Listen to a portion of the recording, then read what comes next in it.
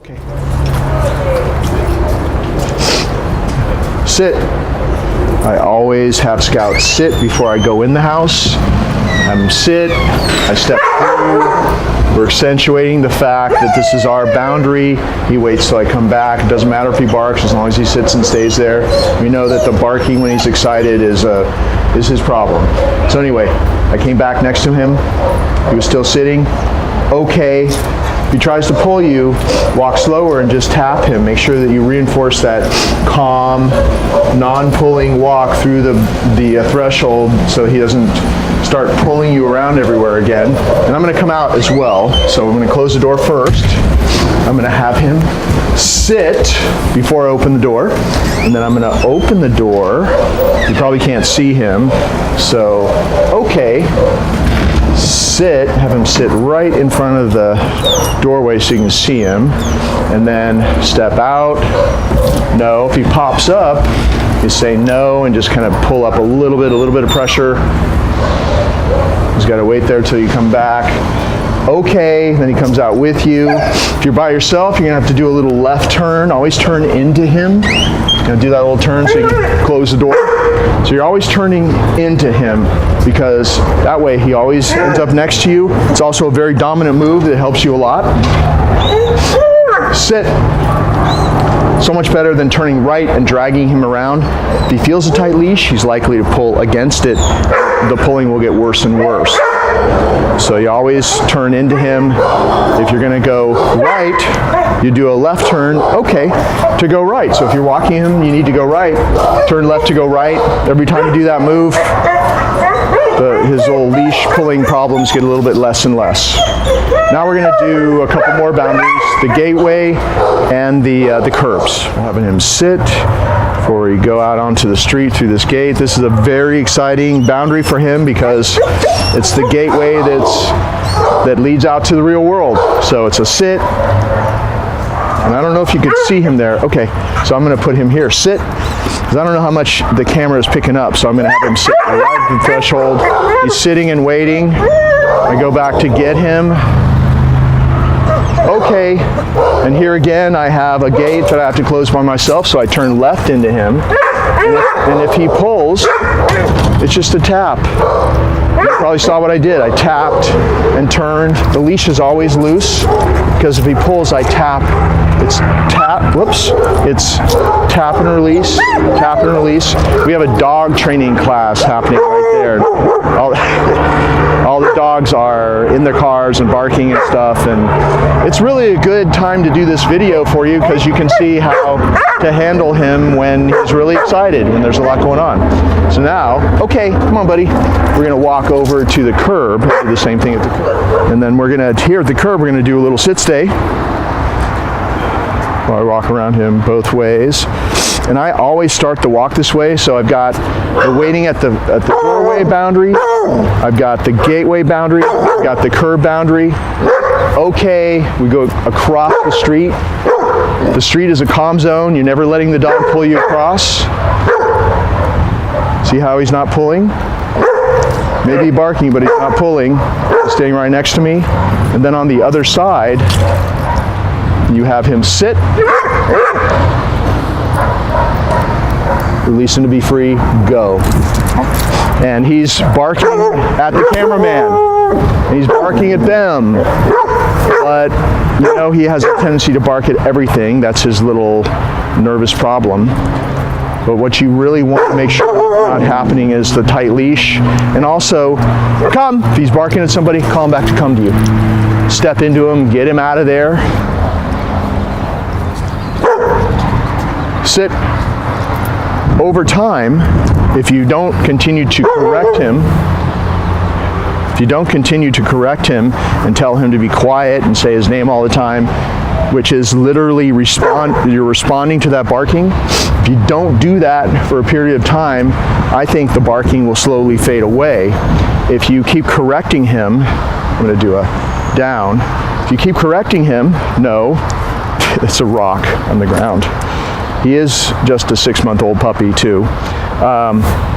But if you continue to do this training, which he can't do unless he focuses. He has to be focusing and he has to think when you're doing this. I believe that this will calm him down over time, stabilize him. Nope. Make sure he really waits for you to give him that reward. Good. Okay. Okay. Sit. Go. You can see all the goings on behind us, the people coming and going with dogs.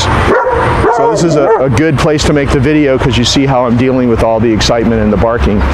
But when you respond to unwanted behavior and you correct it, unless you correct very severely, which we never want to do with him, all you're going to do is mark behavior. So if I kept telling him quiet, no, you know, whatever people would say, some word they think is magical, like leave it or something, all you're doing, he barks, you say that word, you're going to perpetuate that problem.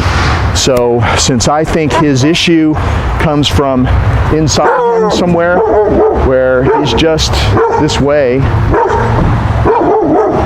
I'm going to call him away from whatever he's barking at, maybe put a physical block in between myself and that distraction, sit, and that's how I'm going to deal with, okay, this incessant nervous barking distractions out on the street without correcting.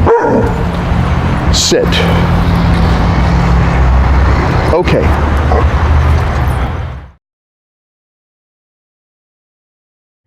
We're walking into a store here and there's a dog there. I just want to show you how he acts.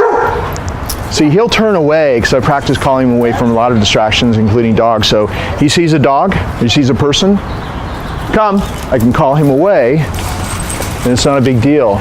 To let him stare and pull would be the wrong thing to do because over time that creates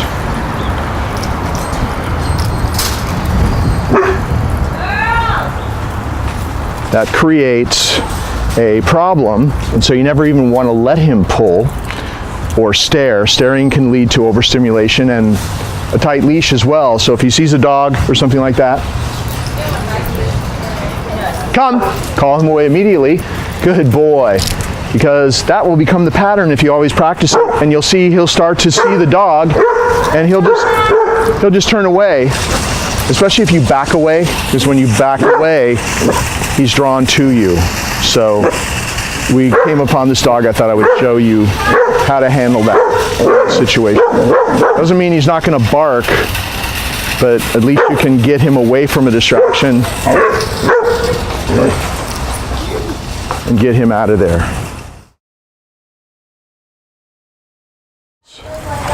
So we're here with a lot going on, practicing a sit-stay with him. And you may see the dog walk past there and everything, and he's doing really well with his sit-stay. When you practice a sit-stay, and he does it successfully, you walk back next to him and reward him. Eye contact, straight down, good. And then to release him, no. Make sure he stays there until you release him. To release him, you're going to pat his chest and say, go. Go. Yeah, there you go. Okay. Down.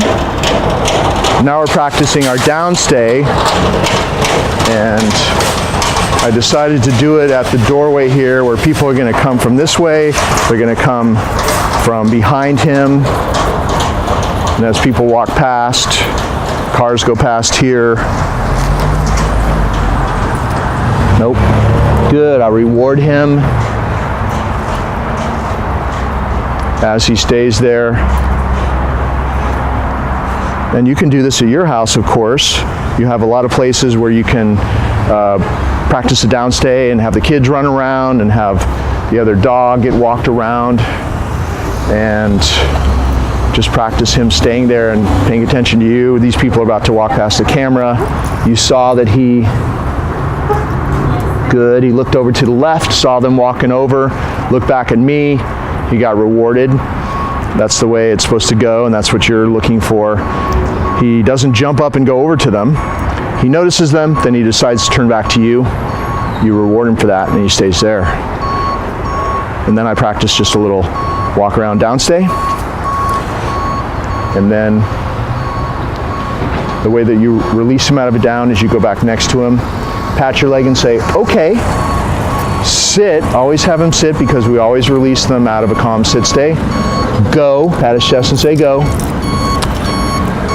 And let's wait and see, here's a big distraction coming past, so I'm going to have him sit. We have people walking past as well. We'll practice the sit stay with all these things coming from behind.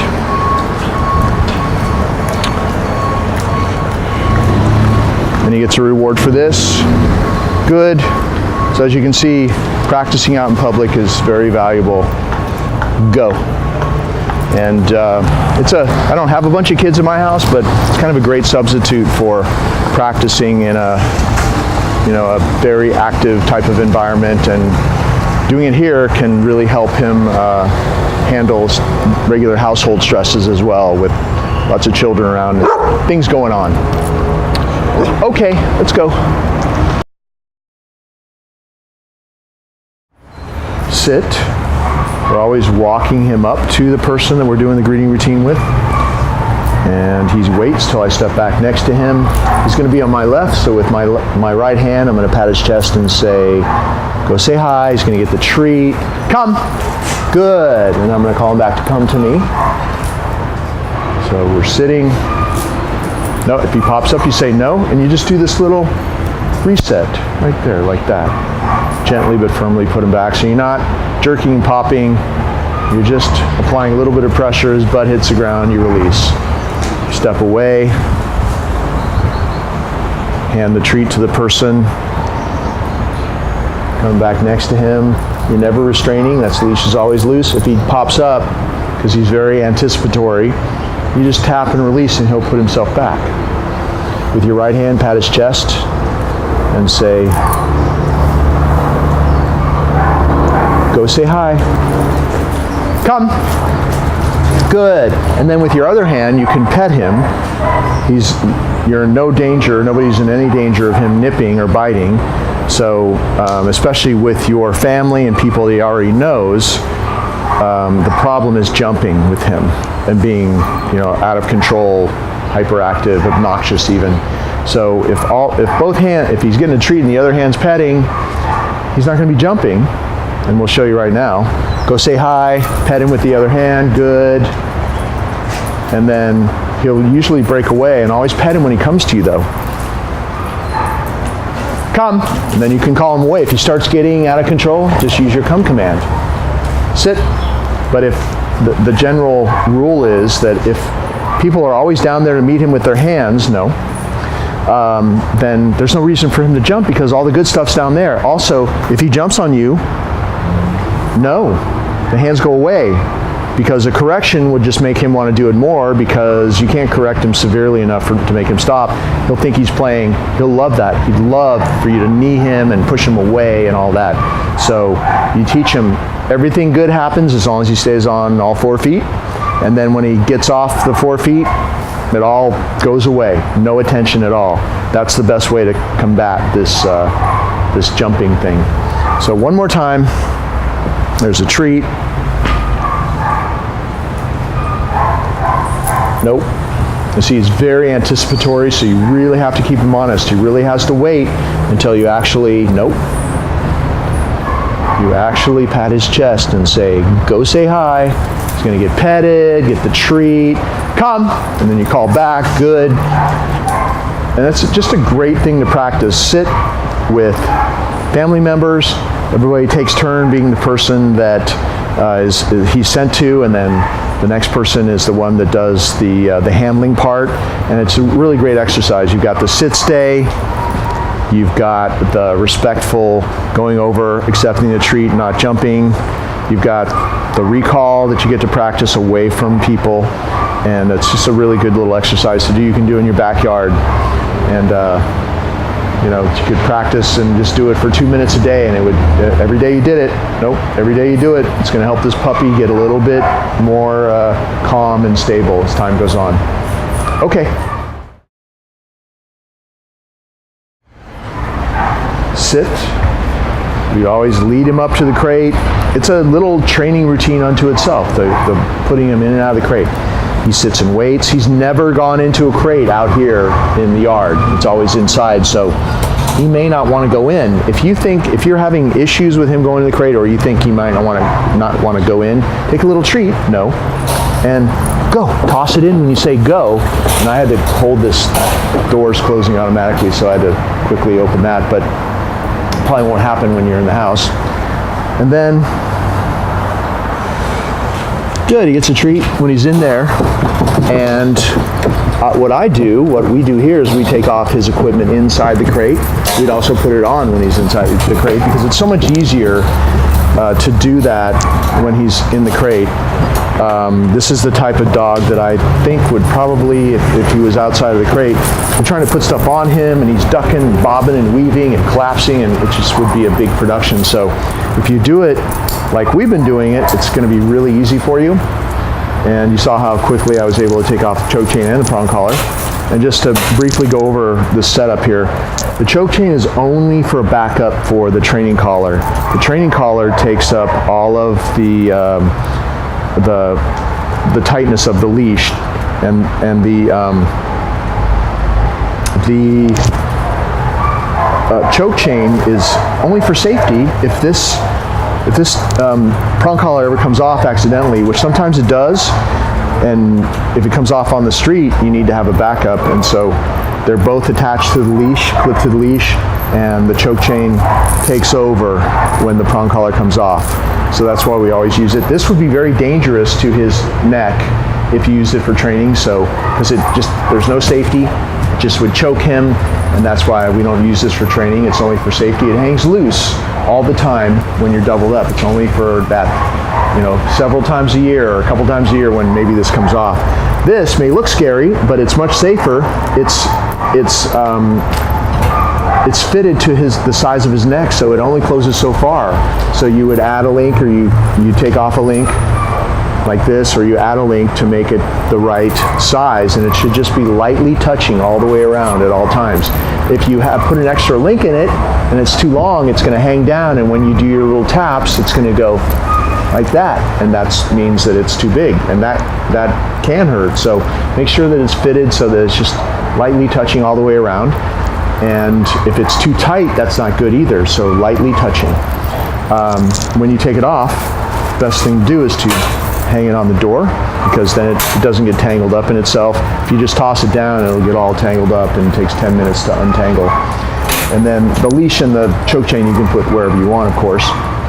His routine in the crate here has been sleeping every night in the crate. We have nice blankets in there for him. It's very comfortable. He gets his meals in there. Door's always closed. You control his access in and out of the crate.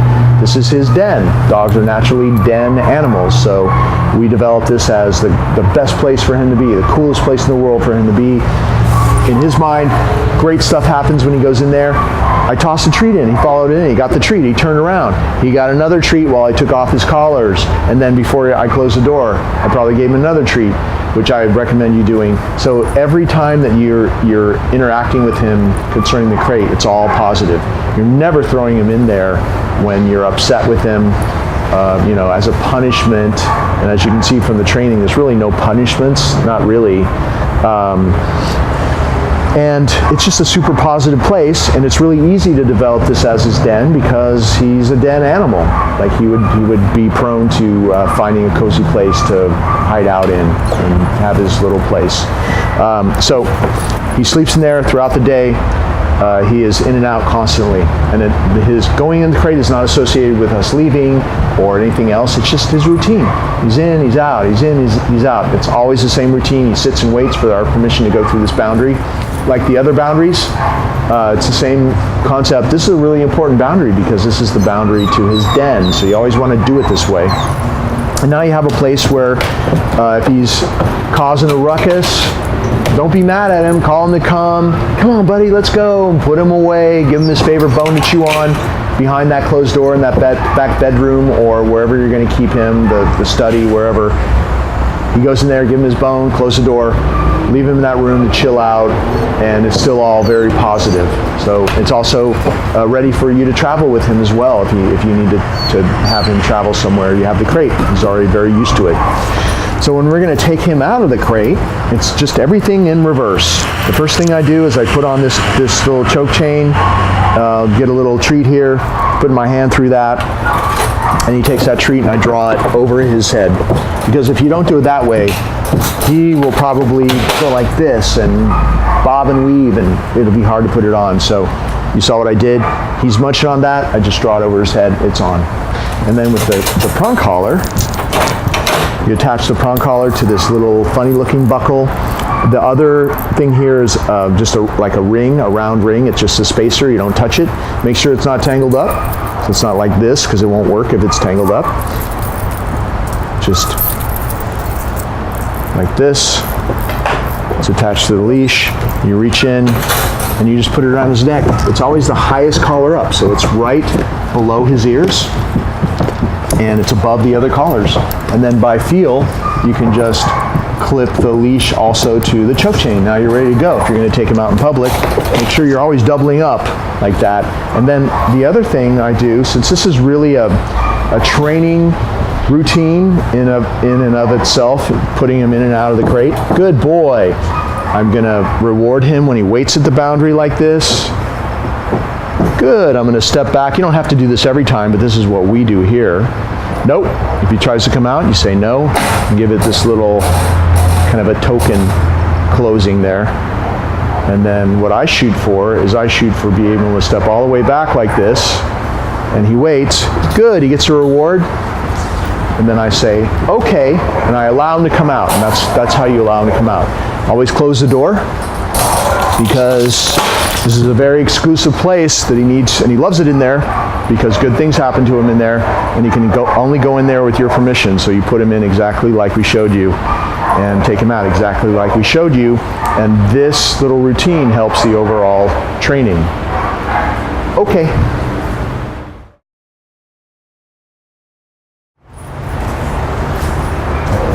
Sit, always lead him up to the mat, have him sit first. He needs to wait for permission to go on the mat.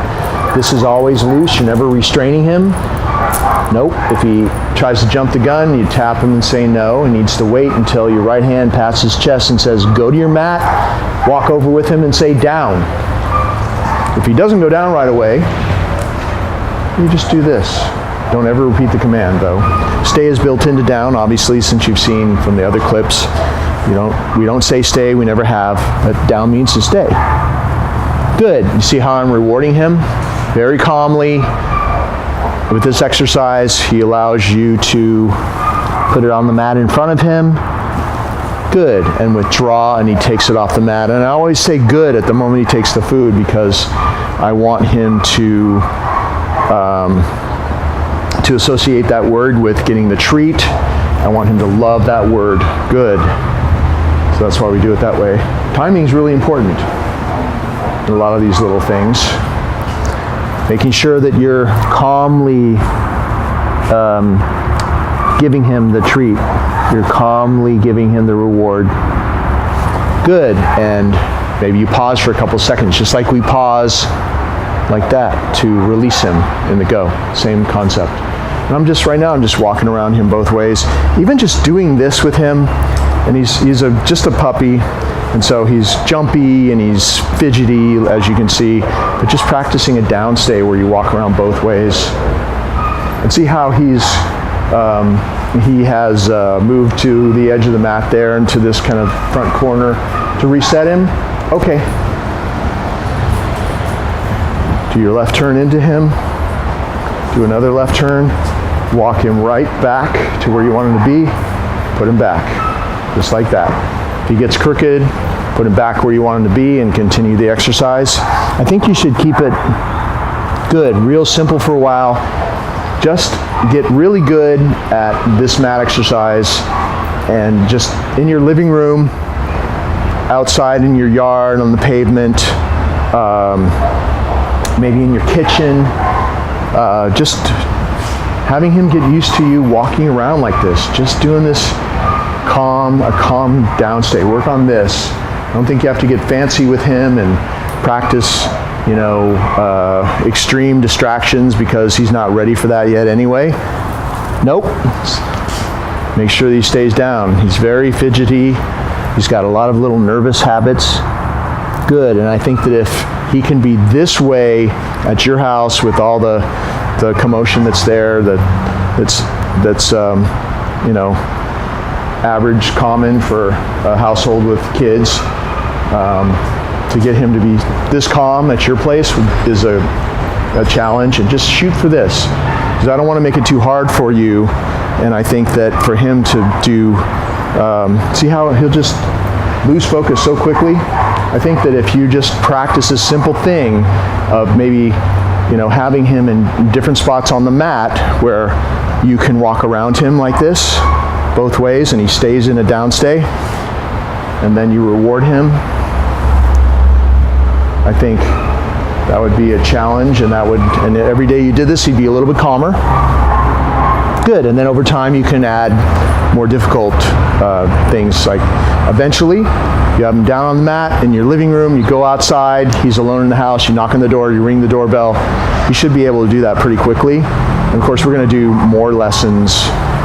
We'll do a tune-up lesson, so we can add that later after you've had him back for a while and he's ready for the next step. But right now I think just practice this stuff. Make sure that he stays there until you come back next to him. You say, okay, lead him off the mat, have him sit, and then release him, go. And that's the exercise. And if you can't do it 5 minutes a day, do it 3 minutes a day. The mat doesn't have to be a dog training mat like this. It could just be you want some water? It could just be a bath mat, but make sure that he doesn't get to walk on it, because he's only allowed to go on this mat with your permission. And also the bath mat, a towel or something like that doesn't work, because it'll slide around and scrunch up when he goes on it. So you have to have something with a rubberized bottom. But whatever you use, that is like the special place, the sacred place. He only gets to go on with your permission. He only comes off with your permission. And then when you're done, you pick it up and put it away, because he's not allowed to do any other behavior on it but this. That's part of the power of the mat. It's not a doggy bed, and you don't do training on the doggy bed, because that's a free time place where he's used to going and falling asleep or not focusing. So this is like the dog work mat, the meditation mat, whatever you want to call it, and only for this. So you only bring it down when you're ready to do this, and then you take it up immediately and put it away. So it's only for this one purpose. Okay.